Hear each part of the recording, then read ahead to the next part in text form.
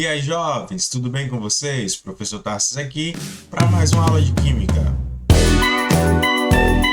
Hoje vamos para o nosso terceiro modelo atômico de Rutherford, um marco também na evolução científica do entendimento da estrutura básica da matéria, e que até hoje, até a data dessa aula, é de grande importância para o entendimento científico e tecnológico geral. É usado como principal característica de entendimento estrutural do átomo, onde até hoje se faz presente no nosso entendimento do que é a estrutura atômica. Falando aqui sobre o nosso personagem principal da nossa aula, Ernest Rutherford, um grande físico, está considerado o pai da física nuclear, e ele é famoso pelos seus experimentos, principalmente os experimentos que nós vamos passar aqui, né, da folha de ouro, onde ele conseguiu a descoberta do núcleo atômico, né? Ele conseguiu evidenciar a estrutura atômica básica que até hoje, como eu falei anteriormente, nós usamos para compreender a estrutura básica do átomo. Lembrando aqui que o modelo atômico vigente na época era o modelo de Thomson, onde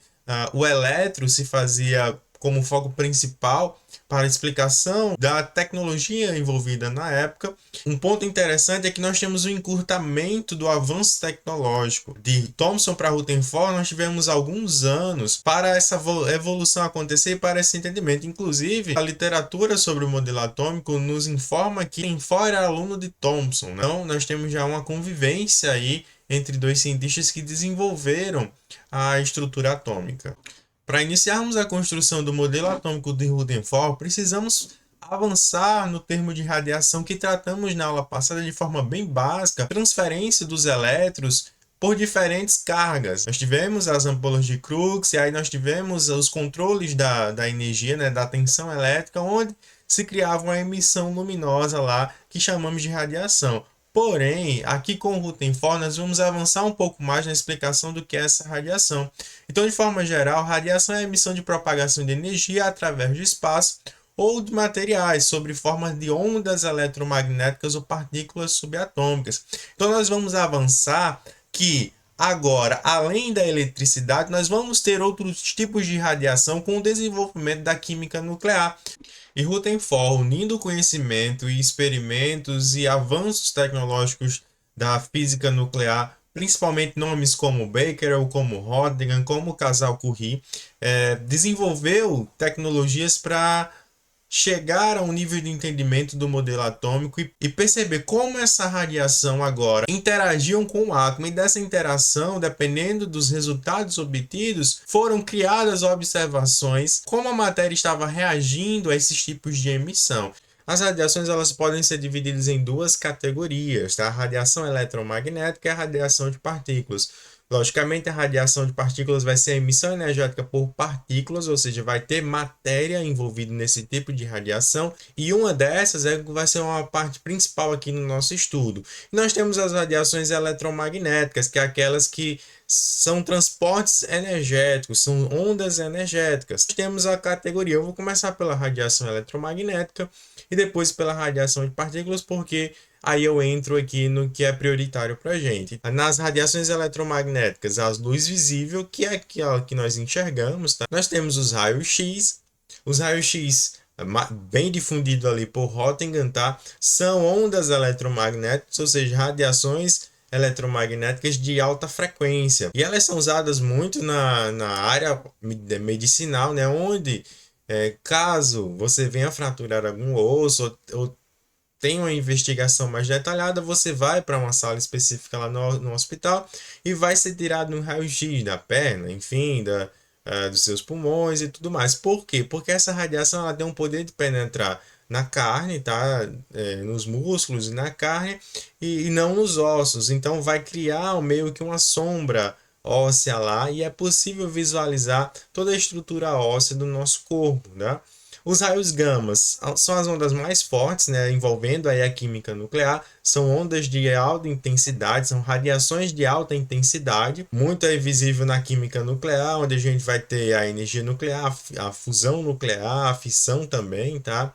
Envolvendo a química nuclear. As ondas de rádio são as ondas de comunicação, geralmente são de baixa intensidade, tá?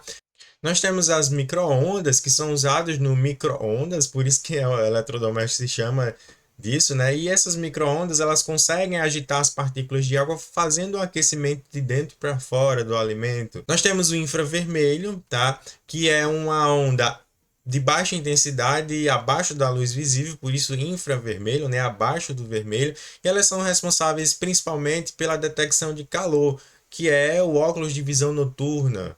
É muito famoso aí por visualizar imagens no escuro, né? Onde vai se captar as ondas de calor do corpo de um animal, até de uma pessoa, tá? E nós temos a ultravioleta, que são os raios do sol, a radiação do sol, a onda que chega aqui, que a gente chama de ultravioleta. Vale aqui fazer uma observação que quando eu estou chamando radiação ou onda, está significando a mesma coisa aqui, né? Onda é um termo mais específico e vai ter alguns detalhes que vamos abordar mais na próxima aula. Então, quando eu falo radiação e onda, vai significar a mesma coisa, tá? Então, a radiação ultravioleta e a radiação são os raios que chegam no Sol da Terra, né? Nós temos alguns dispositivos que também usam essa radiação ultravioleta, né? A luz negra, como é chamada. E aí nós temos as radiações por partículas, que são partículas ejetadas em alta velocidade e vão também caracterizar um tipo de radiação, que são as partículas alfa, as partículas betas, os nêutrons e os prótons, que inclusive no nosso experimento aqui de Rutherford, ele vai aplicar a radiação de partículas alfas na estrutura do átomo, onde vai ter toda a interação com a estrutura da matéria do átomo e demonstrar as observações que são feitas no modelo. Começando aqui pela radiação, que vai ser crucial para a nossa aula aqui, porque é onde Rutherford vai demonstrar os seus experimentos e seu pensamento sobre a estrutura atômica. Vamos detalhar algumas ideias aqui sobre o que é essa partícula alfa. Vale lembrar que é uma partícula em emissão, né, uma radiação de partículas, onde eu tenho um material específico aqui que vai ser ejetado em alta velocidade. Então, nós temos aqui que a partícula alfa em sua estrutura, hoje sabemos que são núcleos de hélio, né? 2 prótons e 2 nêutrons, isso caracteriza o elemento hélio. Nós temos também que é uma emissão comum de elementos pesados, e vale lembrar que tem grande massa e carga positiva, e ela tem um poder de penetração baixo. Por isso que Rutherford usou aqui a lâmina de ouro, tá? Porque ela vai ter uma interação bastante específica e não vai conseguir se degradar com a penetração aqui ou com a interação da partícula alfa. Um dos pontos importantes de estudar o modelo do Rutherford é o experimento que ele fez com alguns colaboradores, com alguns cientistas colaboradores, que foi investigar como esses tipos de radiações, principalmente da partícula alfa, interagia com a estrutura atômica. Esse experimento foi conhecido como o experimento de lâmina de ouro, onde nesse experimento é bombardeado partículas alfa, ou seja, uma radiação de partículas alfa, em uma fina lâmina de ouro. O ouro, nesse caso, ele vai ser um material muito importante porque ele não vai sofrer alterações ao receber essa radiação na sua estrutura. O ouro é um material biologicamente inerte e que sofre poucas reações químicas, então por isso eu uso aqui nesse experimento. E ele vai ser muito importante investigar como a matéria básica, a estrutura atômica, vai reagir ao receber essa radiação de partícula alfa. Dando um zoom aqui, chegando mais perto do que eu descrevi anteriormente, né, do experimento, nós temos aqui a fonte de radiação, como eu disse, usando aqui o elemento polônio, que vai emitir partículas alfa. Ele vai entrar em contato com a folha de ouro, e aqui nós temos os detectores, né, placas detectoras do que vai acontecer. De modo inicial, o que Rutherford esperava era a ideia do seu mentor. Como a estrutura básica do átomo era maciça e indivisível, como essa radiação ela tem uma característica positiva, a tendência é ela sofresse uma repulsão e não passasse na folha de ouro. Ou seja, essa placa que está aqui de trás da folha de ouro, ela não era para detectar nada. E aí, o mais interessante é que, na verdade, ela foi a que mais detectou. Essa radiação, em sua maioria, atravessou a folha de ouro, sendo uma observação que ninguém esperava, porque a estrutura maciça, como eu falei, era para impedir a radiação de passar. E outras radiações mínimas aqui, uma porcentagem bem pequena, sofreu alguns desvios. É interessante nessa primeira parte a gente focar aqui na ideia da radiação que é material, que é de partículas alfa, ter passado diretamente. E isso fez Rutherford chegar à conclusão que aquele modelo da estrutura maciça do átomo estava um pouco errado. E interpretando esse acontecimento aqui, ele chegou à conclusão, na verdade, que o átomo ele tem vários espaços vazios. E como algumas radiações se repulsaram, isso quer dizer que a estrutura do átomo ela tem alguns pontos de massa. E essas massas estariam em pontos específicos e caracterizavam um certo tipo de estrutura no átomo. Ampliando a nossa visualização aqui do experimento de Rutherford, chegamos aqui a um ponto interessante que é explicar essas repulsões que aconteceram e as não repulsões também. Então, visualizando aqui no nosso esquema à esquerda, branco aqui, nós podemos ver uma visualização mais detalhada das repulsões que aconteceram. Como eu falei anteriormente, a maioria da radiação ela atravessou a lâmina de ouro, mostrando que o átomo tinha espaços vazios, mas aconteceu algumas repulsões. Repulsões essas muito fortes e outras repulsões que foram de menor intensidade. Vale lembrar aqui na nossa aula de Thomson que materiais que possuem diferentes cargas vão ter em sua composição deficiência em carga negativa e por isso damos o nome de carga positiva, que é o que vai acontecer aqui com a emissão de radiação de partícula alfa. Note que eu falei anteriormente em sua estrutura que ele tinha prótons e nêutrons, e vão ter materiais carregados de elétrons, caracterizando assim a sua composição negativa. E isso faz importante aqui na nossa leitura. Como essa radiação alfa é carregada de partículas positivas, essa repulsão forte provavelmente bateu em alguma estrutura material positiva, o que para Rutherford mostrou que o átomo ele tinha uma região com massa, com matéria de carga positiva. E ele denominou essa região aí onde houve essa repulsão de núcleo, uma região central onde estaria concentrada toda a massa do átomo. Por isso essa repulsão abrupta. E as repulsões de menor intensidade é porque bateram desviando, bateram de fininho, como a gente gosta de chamar, bater ali na lateral dessa região central e por isso se desviaram um pouco, né? E aí ele teve uma assertividade sobre montar a estrutura do átomo, levando em conta ainda as ideias de Thomson. Ou seja, como é que vai ficar agora depois dessas observações e dessas leituras usadas aqui por Rutherford? A maioria do átomo é espaços vazios, mas ele tem uma região central pela sua massa que ele chamou de núcleo, onde vão ter as matérias positivas, podemos até adiantar agora e chamarmos de partículas positivas. E ao redor desses espaços vazios, em alguns pontos específicos, vão existir os elétrons, ficando bem parecido aqui com a imagem abaixo do meu vídeo aqui. Nós vamos ter uma bolinha vermelha central, onde vai conter as partículas positivas, a estrutura atômica maciça do átomo. Ao redor dessa estrutura tem vários espaços vazios, tem muitos espaços vazios, e aí os elétrons estarão aqui nessa região vazia próximo ao núcleo do átomo. E juntando todas essas observações que nós fizemos agora, chegamos à estrutura básica do átomo.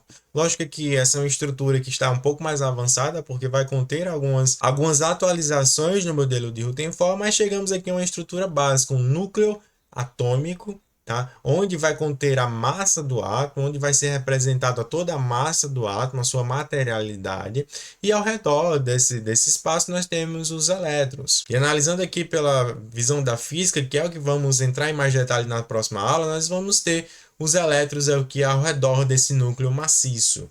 Inclusive, chegaremos à definição por Rutherford de uma nova partícula atômica, os prótons, em que cada átomo vai ter a sua quantidade específica, inclusive cada átomo ele vai ser conhecido por essa quantidade de partículas positivas. O átomo de hidrogênio, por exemplo, vai ter um próton em seu núcleo, tá? Nessa região central. O átomo de hélio vamos ter dois, por isso que chamamos a radiação alfa por ter duas partículas positivas, vai ser conhecido como átomo de hélio, porque o átomo de hélio, o elemento básico em si, vai ter dois prótons em seu núcleo, por isso a radiação alfa vai ser conhecida como uma emissão radioativa de átomos de hélio, por ter esse núcleo com dois prótons. E aqui eu achei pertinente a gente caminhar um pouco sobre algumas observações dessas partículas. Como eu falei para vocês, a estruturação do átomo se dá por partículas atômicas, onde eu vou ter os prótons no núcleo e os elétrons até esse momento ao redor desse espaço central onde estão os prótons. Falando um pouco sobre a física clássica, nós entendemos que todo material em movimento, ele requer uma certa energia para ficar em movimento. E como o átomo era estável, à medida que os elétrons fossem se movimentando, visualizando um pouco a física clássica, esses elétrons iam perdendo energia. E como esses elétrons são negativos e os prótons positivos, eles iam sofrer uma atração e eles iam se chocar, desmontando assim um átomo. Então, de forma geral, pela física clássica, esse modelo atômico existia algumas inconsistências, mesmo que Rutherford tivesse provado a sua estrutura, ainda tinha que ajustar algumas coisas. E aí vem James Chadwick, um cientista que foi quem resolveu esse problema aí no modelo de Rutherford, criando assim a partícula neutra e até corrigindo alguns valores específicos medidos dos átomos, dos elementos básicos, tá? E chegando ao que a gente chama de massa atômica. Então, o que é que vai acontecer? No núcleo atômico, para corroborar com as medidas de massa feitas nos elementos reais, vale lembrar que isso aqui é um modelo teórico, tá? Um modelo explicativo. Para se corrigir algumas discrepâncias, foi criado os nêutrons, indo mais além, corroborar com a física clássica de proteger esses elétrons desses prótons. Então, os nêutrons eles vão entrar aqui como se fosse um escudo do núcleo, fazendo com que os elétrons não interagissem com os prótons e chegasse a essa ideia do desmoronamento atômico e manter essa estrutura funcional e equilibrada, tá? Vale lembrar aqui que nós aprendemos lá na nossa primeira aula sobre matéria, que a matéria os átomos eles são estáveis. Isso quer dizer que a quantidade de partículas positivas também são as quantidades de partículas negativas, tá? Então vai ter um equilíbrio. Dependendo da quantidade do átomo de prótons em seu núcleo, a quantidade de elétrons vai se fazer igualitária para destacar esse átomo básico estável. Outras observações aqui que nós podemos ver é sobre as partículas em si. Então nós temos aqui a partícula próton, que vai ser criada por Rutherford, denominada desse jeito. Ela vai ter uma característica positiva, inclusive para testar esse positivo nós vamos colocar a simbologia de +1 para ela, e como eu falei anteriormente, ela determina a identidade do elemento, que vamos chamar isso de número atômico. Cada elemento conhecido vai ter o seu número de prótons, que vai ser o número atômico, que vai funcionar como se fosse a impressão digital de cada elemento. Nós vamos ter o nêutron também nesse núcleo, como eu falei, ele vai estar nesse núcleo atômico, até porque a massa é similar à do próton, tá? Inclusive, nós vamos somar os prótons e os nêutrons para dar a massa atômica, ou seja, o peso desse átomo. Inclusive, esse nêutron ele vai ter um pouquinho mais de massa do que os prótons. E como eu falei, ele contribui para a estabilidade do núcleo atômico, ajudando a neutralizar a repulsão eletrostática entre prótons, a atração dos elétrons e inclusive com os próprios prótons carregados positivamente. Vale lembrar que essas partículas neutras não têm carga, elas são nêutrons com carga zero. E aí vem os elétrons que continuaram aqui, até porque eles são parte importante das emissões dos átomos, né? Nós temos aqui os elétrons que têm uma massa, mas muito inferior, tanto de prótons como de nêutrons, por isso que ele é considerado desprezível, se tratando dos valores de massa do átomo. Eles têm carga negativa e vão ser responsáveis pela interação desses átomos, interação elétrica desses átomos e a formação de algumas interações químicas. Então está demonstrado aí nessa aula para vocês toda a estruturação do modelo atômico de Rutherford, fazendo com a visualização científica mudar agora com relação à estrutura atômica do átomo, explicando algo de interações materiais que passaram a surgir a partir da química nuclear, fazendo o surgimento de duas novas partículas atômicas, os prótons e os nêutrons, um marco científico de avanço da leitura atômica. Esse foi aí, Jovens Químicas. Se você gostou desse vídeo, curta, comenta, se inscreve no canal, que nos ajudará a produzir mais vídeos como esses que estão aparecendo aqui para você.